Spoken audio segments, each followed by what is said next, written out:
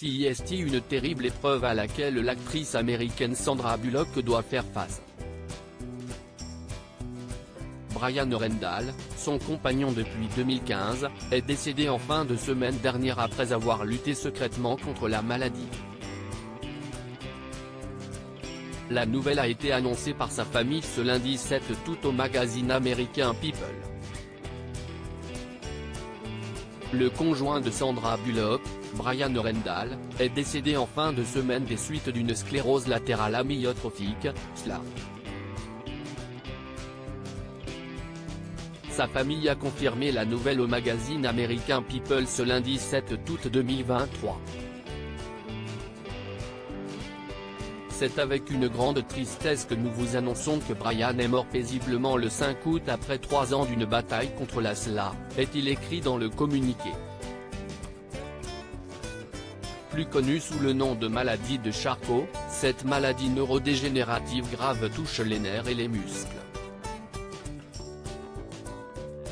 Elle démarre par une faiblesse musculaire, puis entraîne une paralysie progressive à l'issue fatale.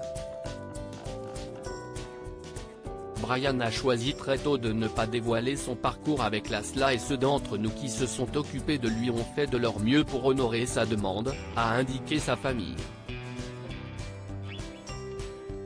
Son couple avec Sandra Bullock officialisé au mariage de Jennifer Aniston. Sandra Bullock, qui avait annoncé l'an dernier qu'elle mettait sa carrière entre parenthèses pour se consacrer à ses enfants, avait rencontré Brian Rendall en janvier 2015.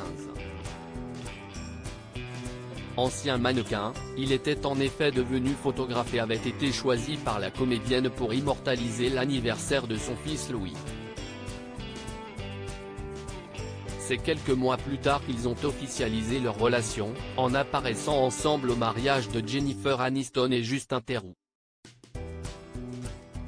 Si l'actrice du Secret de la Cité perdue, avec Channing Tatum et Brad Pitt, n'a pas encore commenté cette douloureuse disparition, la famille de Brian Rendall a tenu à remercier le corps médical.